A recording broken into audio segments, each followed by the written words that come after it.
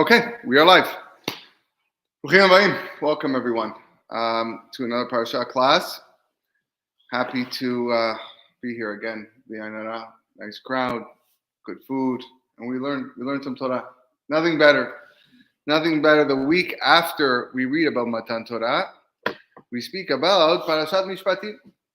Parashat Mishpatim is known to be the parasha that is filled from Aleph to Taf with civil laws, the laws that have to do ben adam lahavero, different decrees, halachot, that have to do between how one man treats his friend, or not his friend maybe. These laws were taught on Har Sinai, as we're going to see. It was not just something that was, okay, now that you got the Ten Commandments, no, on Har Sinai, the Moshe Rabbeinu taught these laws. Including in this, of course, is the opening parasha, which is the parasha of Eved Ivri. Eved Ivri is a Jewish slave, the Jewish bondsman, someone who Bet Din sold to work as if he was a slave. He worked for someone. That's going to be our main topic for today.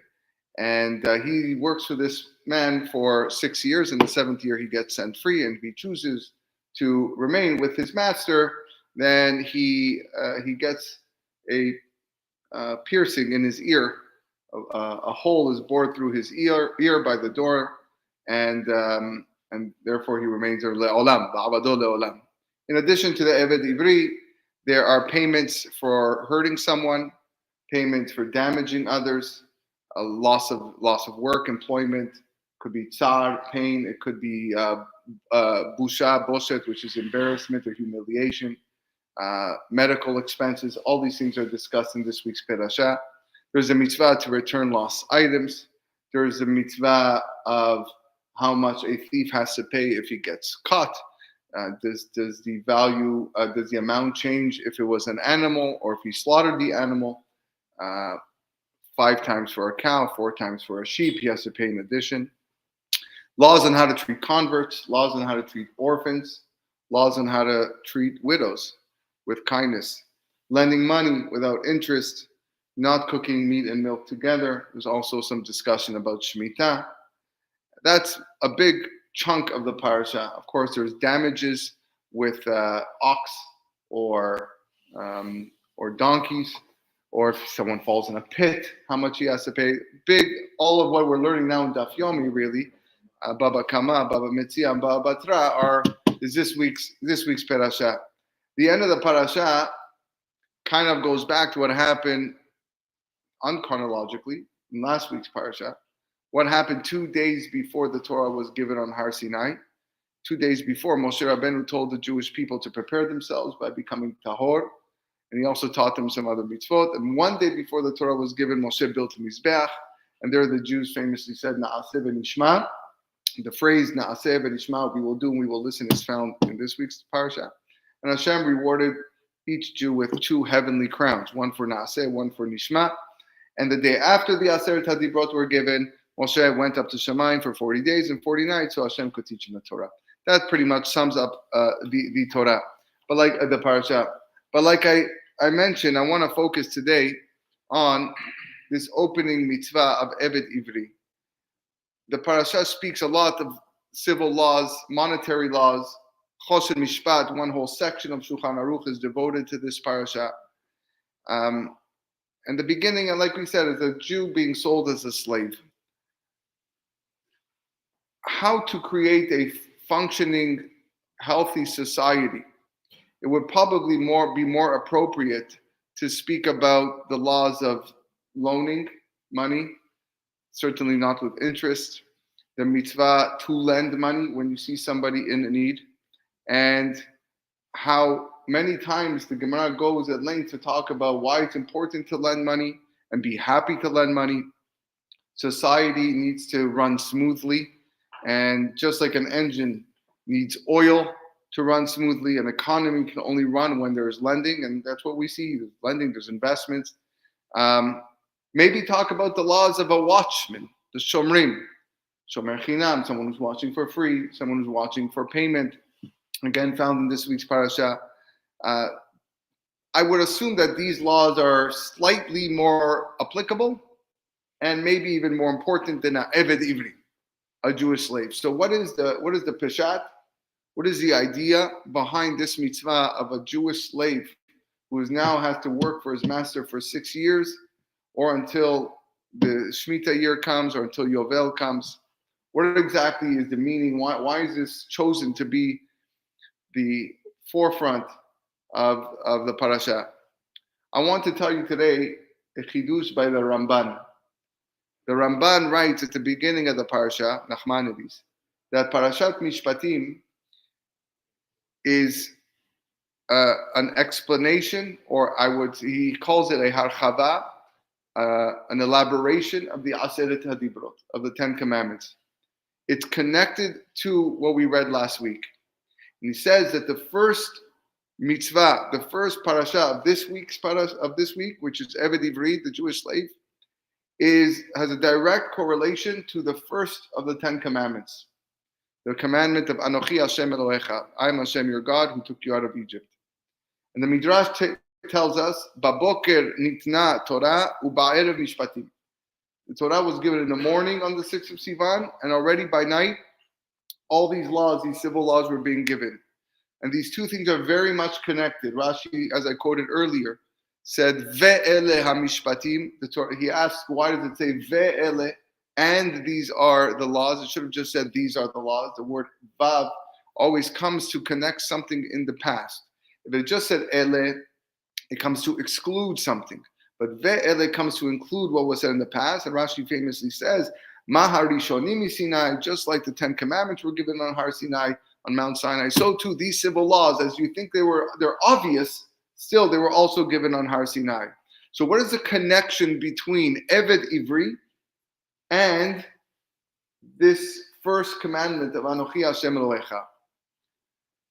The reason why someone gets sold as a slave to his master is because of geneva, because of theft. It's a punishment for theft. Why is that a fitting punishment for geneva? Because geneva, dishonesty in money matters, stems from a person thinking that I am making my parnasa when I'm stealing, not recognizing that Hashem is the real employer. When a person thinks to himself, I can make money this way and I can perform this shtick and I can do a little bit of gray matter over here, he feels that he's in charge. Not being honest in money matters is a pigam, is a stain in the concept of Anochi Hashem Elohecha, that HaKadosh Baruch Hu, believing that HaKadosh Baruch Hu is in control of the whole world. And that's why the punishment of a ganav, of someone who steals, is Eved Ivri. He now gets sold as a slave so that he should get used to the fact that he is not in control of his life. And now somebody else is going to be in control of him. His food, his water, everything that he has is now going to come from this master, this Adon. Everything that he needs is going to come from this master. He hasn't even had the time or opportunity to make his own parnasa.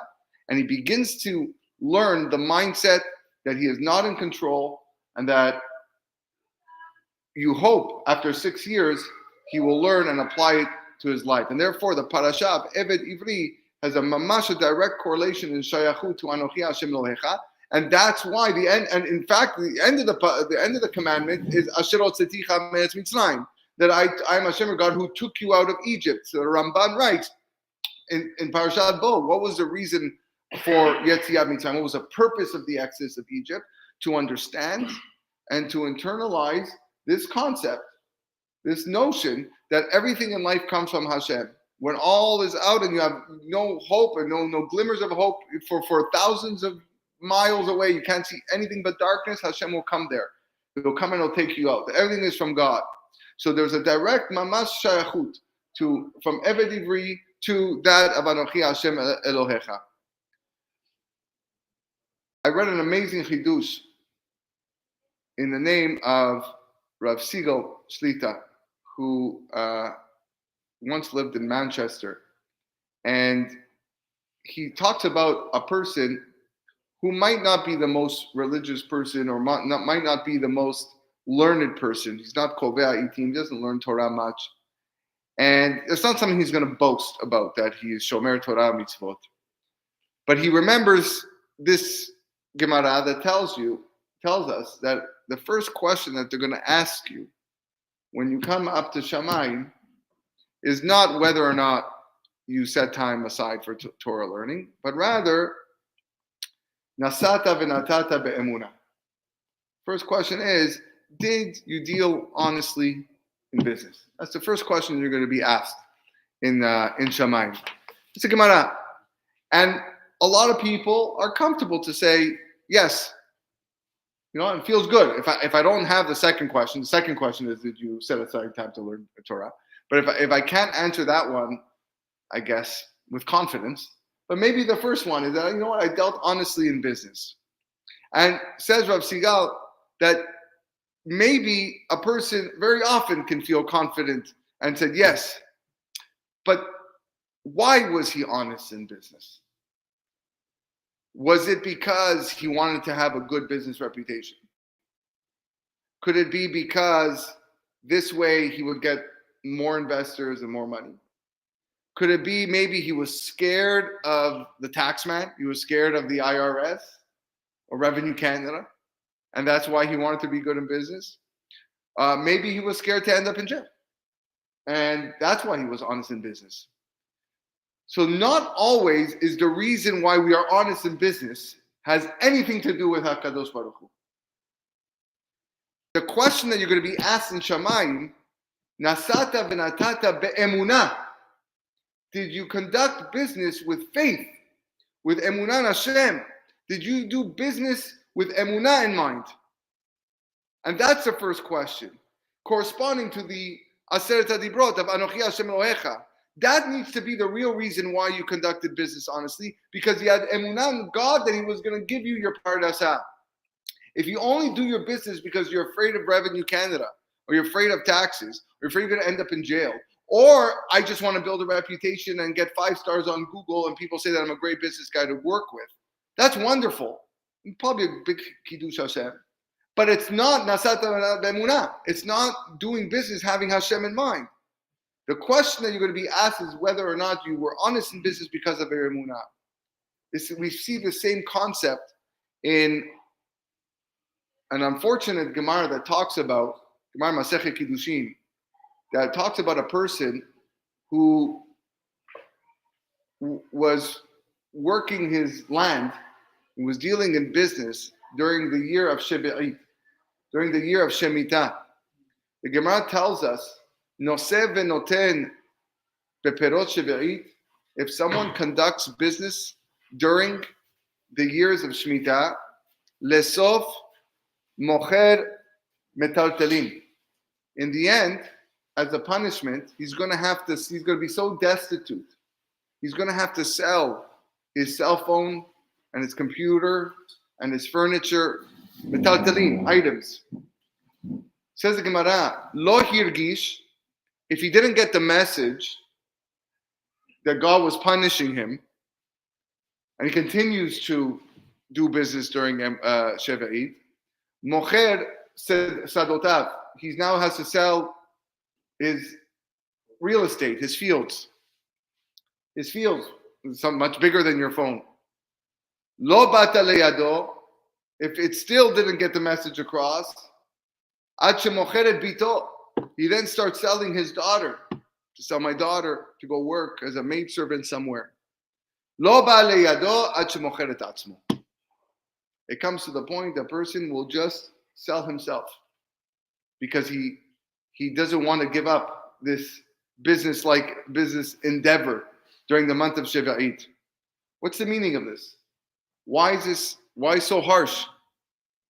The pasuk in Mishle, Shlomo HaMelech says, Nivhal lehon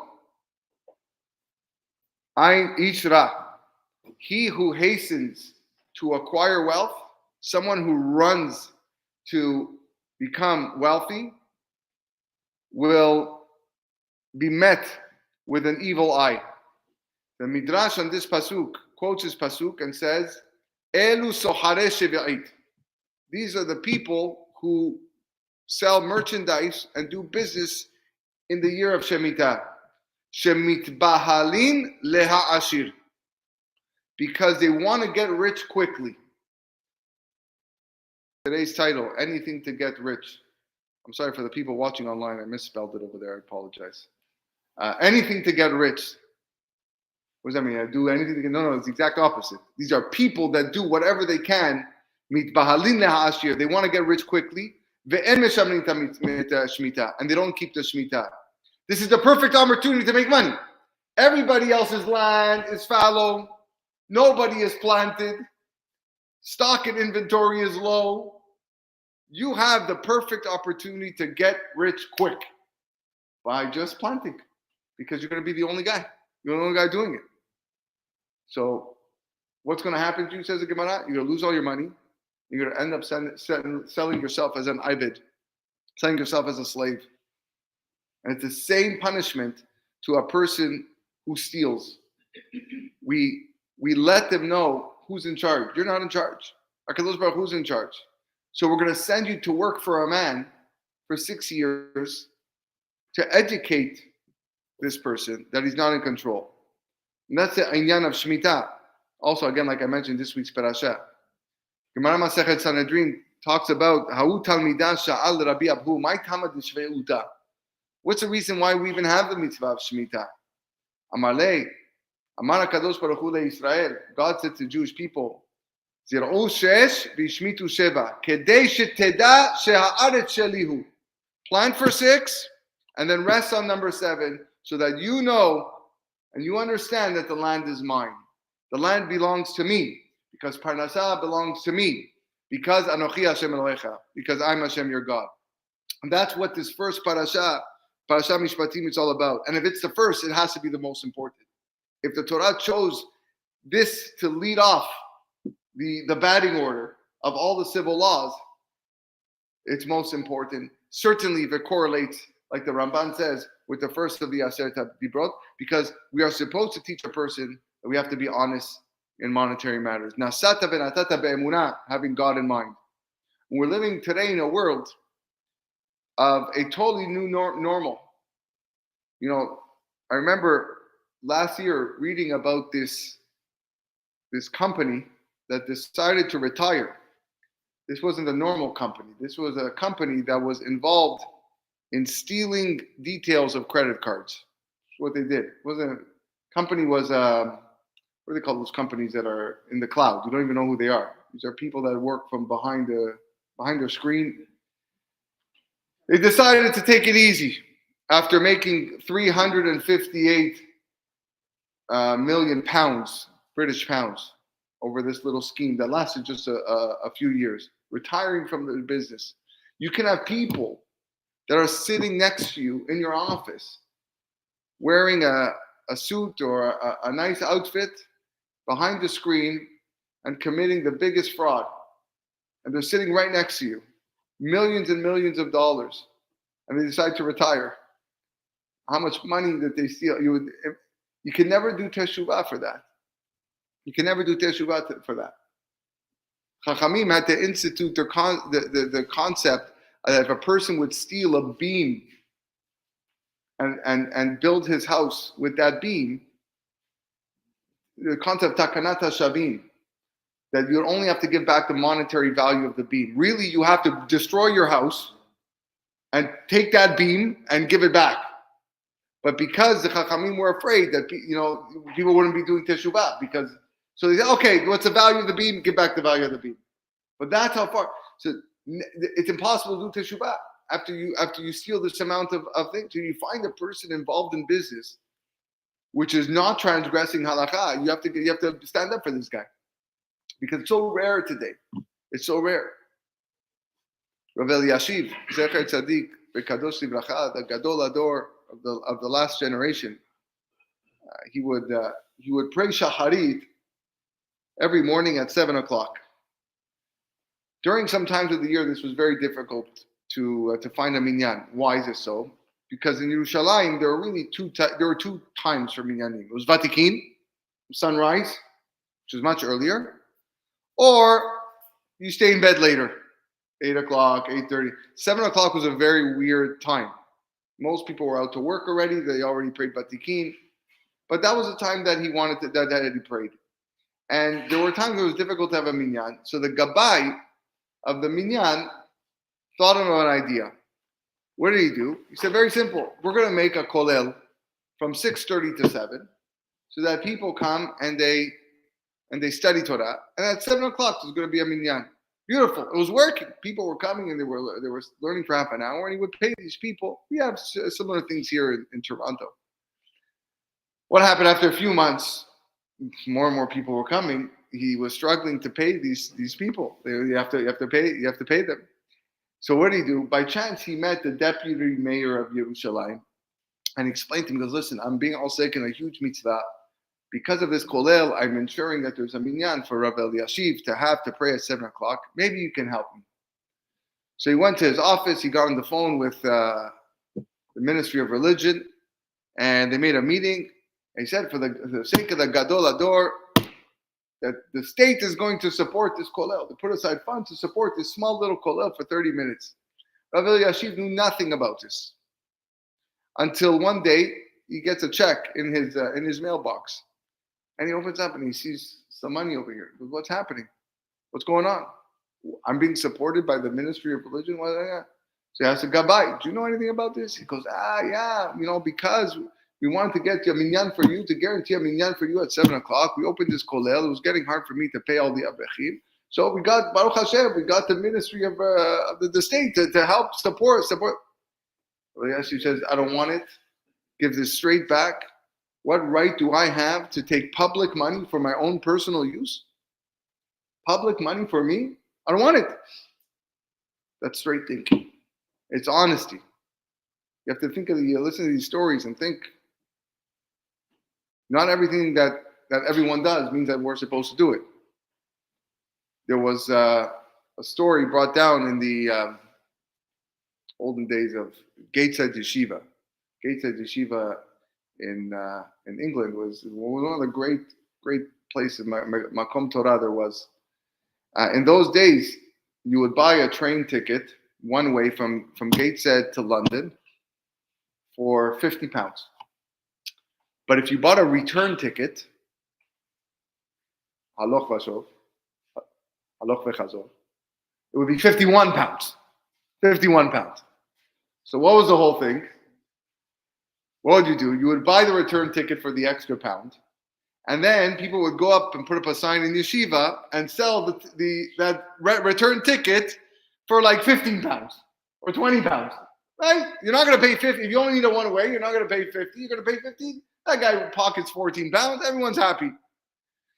So once there was a Talmid learning with his Rebbe in Gateshead Yeshiva, and he told me that he had to find a ticket to get to London, and that he was going to go to the station to book a ticket.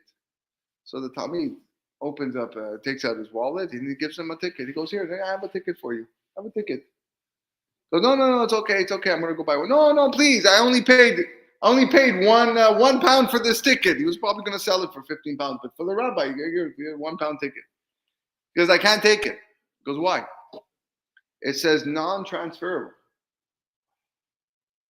Non-transferable. That's a madriga. It's a big level to have to be drawn to that. Everybody probably that's listening to this would say, "Free ticket? Yalla, free ticket." But how many follow that rule? Non-transferable. They would never know. It's not nowadays that you would have to special barcode, QR code. They can, there's no way that you can take a screenshot. Impossible. They're very advanced now with this stuff. It's just those tickets that non-transferable. But this Rob, non-transferable means non-transferable. If I use this ticket, stealing. That these were the levels of some of these tzaddikim. Someone once came to Dayan Abramsky, Zecher Tzaddik Vekadosh Libracha, big Gaon, Dayan, one of the great Dayanim in Europe. He went to ask him a question, similar idea. Back then, I don't remember this, plane tickets were written by hand by a travel agent. I remember them really badly printed, right? But I don't remember written by hand. Maybe some of you remember that, written by hand. So he went up to the Dayan to ask him if he can change the date of the ticket to from the 3rd of the month to the 8th of the month by just filling in the 3 into an 8. And but he would make sure that there was empty seats in the flight, that he wasn't taking somebody else's plane ticket. So I don't know. The story goes that the Dayan said it's mutar al pi halacha. He says mutar al pi halacha. However, he says, and again, I don't know why he said mutar, but he says mutar al pi halacha. But he says, if you do this for a plane ticket, then what do you think is going to happen in other parts of your life? What is going to happen when you start, other areas with your kids and with your family? So he said, don't do it. Al pi halacha, it's allowed, but don't do it. And the kid understood. There was this big tzaddik. He was the rabbi of the Oberlander Jews, which was today Slovakia. Passed away in 1957. Rav Michal Ber Weissmendel. I say this over. I wouldn't repeat this over if I didn't read it, because this is a sensitive topic. He said something very frightening. He said, in 1933, there were just under 1 million Jews living in Germany. And he writes that almost 95% of the Jews managed to escape some way or another before the war. And not only did they get out, but they managed to take most of their money with them. And he writes how he remembers his grandmother telling him how they would convert their money, their assets, into diamonds, and they would swallow the diamonds or put the diamonds in other places that are easy to hide. And that's how they escaped from the country with wealth. But the Polish Jews, again, I would not say this if it was not written, but the Polish Jews, they lost all their money. And not just their assets, but even their homes. And even those that survived the war, they could not get it back. They had to start from zero. And he would say the reason. He said in Germany, although there were many Jews that were assimilated amongst the Goyim, and many intermarried and had a lot of problems with their religiosity and observance of Torah and mitzvot, but when it came to monetary matters, they were extremely honest. The money was theirs. It belonged to them. There was no shticks. There was no gray matter. There was no weaving around the corner to try to do things. And therefore, HaKadosh Baruch Hu arranged it that the money that they took out was theirs. But in Poland, they were doing a whole bunch of things, non-kosher things. And for years and years and years, you'd find way to hustle money, and HaKadosh Baruch Hu returns every money to the right place. Hashem, there's a super duper computer up there in Shamayim, where Hashem has a master cheshbon account of every single penny where it belongs. And it's a pachad. It's frightening to think that we can do these things and think that we're going to gain. And ultimately, it's not going to happen. When you think this way, it's a lack in Anochi Hashem Lohecha. It's a lack in the first commandment, the first of the Aseret HaDibrot.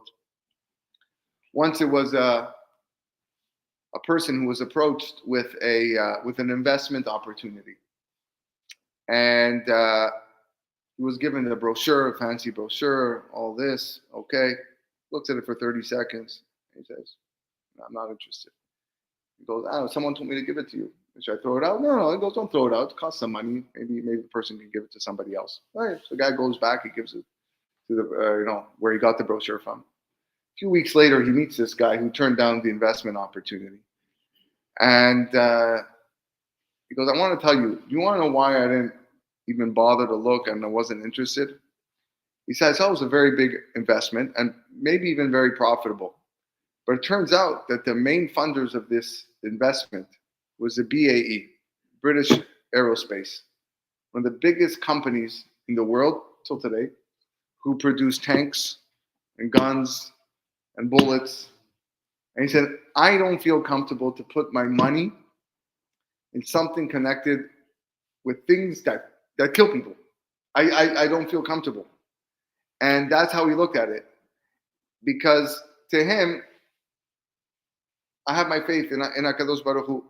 That's what's most precious to him, is knowing that his parasha and his money come from clean places. I read a beautiful idea today of Rabbi Mark Angel, a very leading Sephardic thinker in America. He quotes the Kutzker Rebbe, who offers a very imaginative scene relating to Har Sinai and what took place there. He says, imagine you have all the Jewish people that are gathering to receive Hashem's Torah, and then you have a group of elitists decide that they're going to leave in the middle. And they ask him, why are you leaving? He said, why should I bother listening to mitzvot that we are not allowed to murder, or not allowed to steal or commit adultery? We get this. We know. You're not allowed to kill. You're not allowed to commit adultery. It's pashut. I don't need to sit here and listen to this. But then HaKadosh Baruch Hu tells these elitists to come back to Har Sinai. And he said, you have to listen to these commandments. Why? Because you might not murder, and you might not steal, and you might not commit adultery. But sometimes you have these thoughts inside, in your hearts. And they need to hear from God that these ideas are reprehensible, and that you have to live moral and upright lives. And as you study Parashat Mishpatim and you learn about the ethical details and the practical, everyday moral behavior that we are supposed to treat one another, a person can also argue, why do I need to learn this? Why do I need to know? I know, okay, if I damage somebody, I got to pay him back. Or if I cause injury to somebody, I got to pay him for loss of employment. Or loans, I should loan with interest and be nice. Or treat the orphan with respect and love him. But okay, we can figure these things out on our own. But everybody needs to be reminded of these commandments, of being upright and honest. Because some people tend to overthink and not focus on why they're so important. Because we get these moral dilemmas and moral conflicts constantly in our lives. Should we make a profitable deal, even though there's a little bit of dishonesty?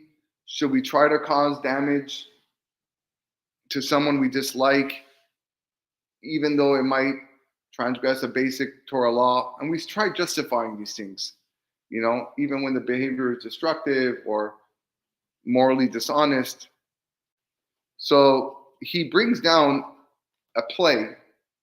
Supposedly this play was, I never saw this play. The play was taken from a book called All My Sons, and it was based on a true story. Anyone here heard this about this play, All My Sons? So it portrays a family that is coping with a very, very deep secret. The head of this family, his name is Joe Keller, and he was a manufacturer for engines of airplanes. And during World War II, the government needed a lot of war material, and this man's business boomed. And in the midst of all the production of these engines for airplanes, there was a batch of engines that came out with slight cracks in the engines. And this man, Joe Keller, covered up these cracks superficially so that it's not visibly noticed. And he sold them to the government. And these malfunctioning engines cost the lives of 21 pilots. And when the government investigated the matter, they arrested Keller, but he managed to be exonerated because he shifted the blame to his partner. The partner was imprisoned, and Keller and his family continued to live well. And Keller's son, Chris, totally believed in the innocence of the father. But the ugly truth could not stay buried forever.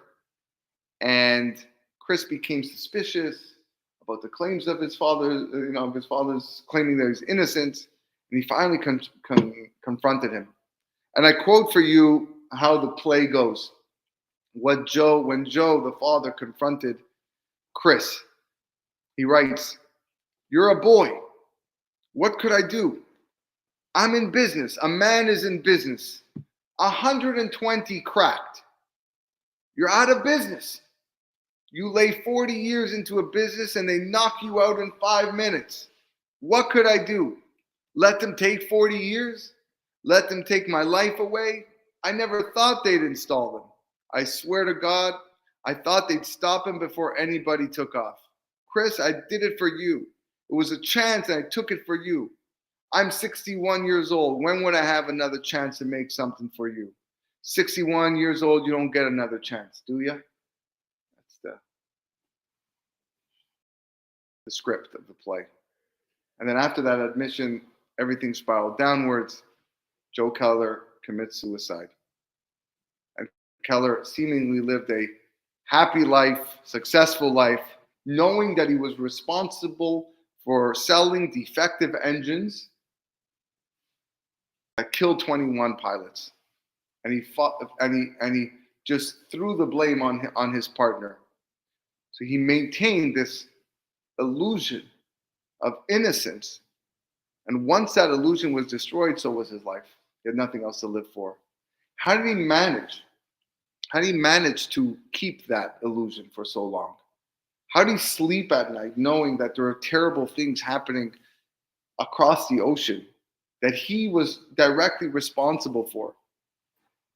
And like many people, the answer is because Joe was able to lie to himself. He was able to block out feelings of guilt. He was able to shun feelings of responsibility. But the truth does come out eventually. And the consequences were devastating. And that, in essence, what the Torah reminds us, not just in this week's parasha, but throughout, the willingness and the importance to strive to be good people and upright people, to overcome negative temptations. No one should think that these lessons are not relevant or not needed. Happy is a person that serves HaKadosh Baruch Hu with clean hands, with a pure heart, and that's the idea. Mitbahalin lehashir. All these people wanted was to jump at the opportunity to make a good buck, because nobody else was doing so. Everybody else was following the laws of Shemitah.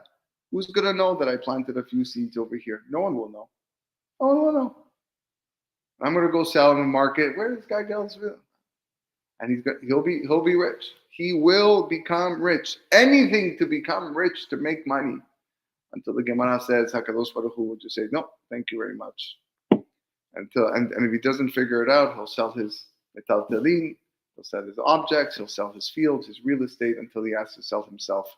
People want to get rich quickly, and they'll do anything that they can to get there. And sometimes we have to take these ideas to, and know this is mamash a lacking in emunah b'Hashem. Eved Ivri, the lesson of Eved Ivri is a lacking in Anochi Hashem Elohecha. Like the Ramban says, we have to ask ourselves the whole time when we conduct our business, oh, Anochi Hashem Elohecha, nasata v'natata be'emunah. This is the message of Eved Ivri, who's lacking in the Anochi Hashem Elohecha.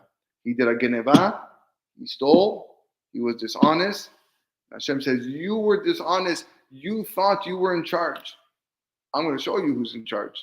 I'm going to put you under the hand of a master where you're going to have no say.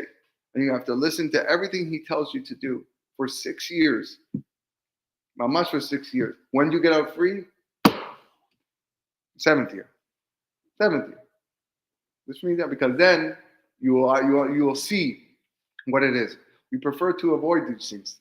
We want to train ourselves to be makir, to recognize the greatness of HaKadosh Baruch Hu from day one. So we have to remember that HaKadosh Baruch Hu has a cheshbon of everything in life. We are Jews, we are responsible, we have to mechazik ourselves and the generation of people that live with us, and we keep Anochi Hashem Elokecha, we truly understand what that means, that everything we do in life, whether it's business or family matters or going to everything will be based on that idea of living the emunah. And God forbid, we don't want Hashem to take from other places. We don't want Hashem to, and to have full emunah that when something does happen as such, as like, hey, what happened over here? Why was $500 taken? Why did I have to suffer that, fender bender that's now going to cost me $400, to fix my bumper? Or why is it that, my insurance went up? All this HaKadosh Baruch Hu's cheshbonot.